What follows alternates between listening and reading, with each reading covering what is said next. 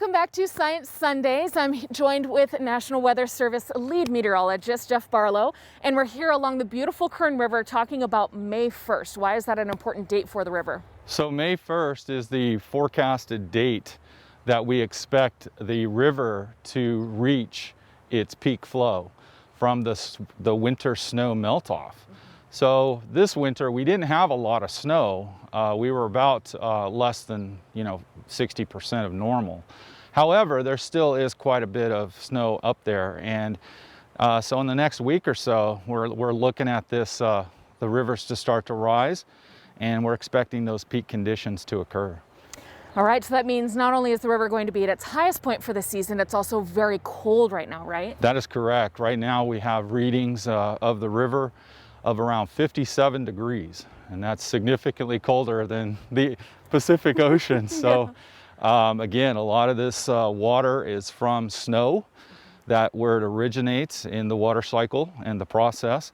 So that snow melts and comes right down these rivers, and it's cold. It's cold and it's going. So let's talk about that science of the water cycle. Where is all of this water coming from as it feeds down to the valley? So throughout our wet season, which is generally occurs from October to late April, pretty much, maybe early May, our weather systems come through. They deposit significant amounts. In a normal season, they would deposit significant amounts of snow up onto the mountains.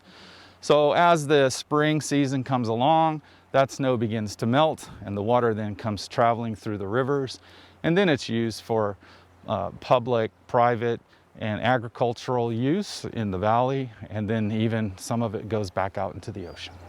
All right, and so what doesn't go out into the ocean will sink down into the ground table. How does that then become snow again? The seasons change the whole process again. So everything is driven by the seasons.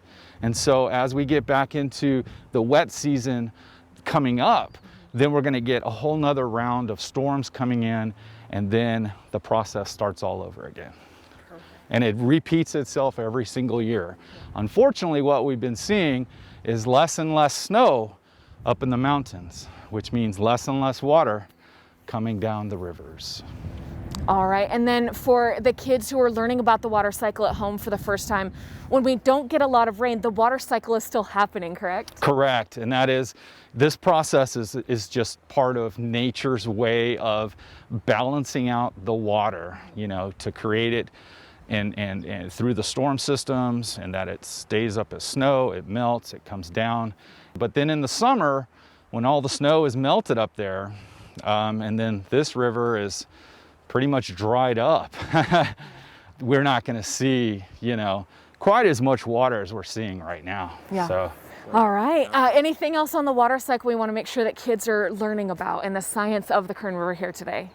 Well, I think what's important is that you respect the river and its power. Enjoy the snow, when it's that time of year in the spring, when the snow's melting and the water's coming down the river. Just understand that this water is very cold, and it is just very important to respect the river. 100%. I agree with that. Thank you so much, Jeff. And we actually just had a great conversation about cold water safety, how to recreate on the Kern River responsibly, and also what to do if you find yourself in the Kern River. And that's all available on our website, turn23.com. And teachers, I wanted to let you know as well, I have several very fun kids books about the water cycle that I love reading to classes every spring as we talk about this snow melt and heading into a dry summer season here on average. So please find me on Facebook at Elaina23ABC. Connect me with your classroom so that we can read those books and spread the joy of meteorology and science and reading all in one.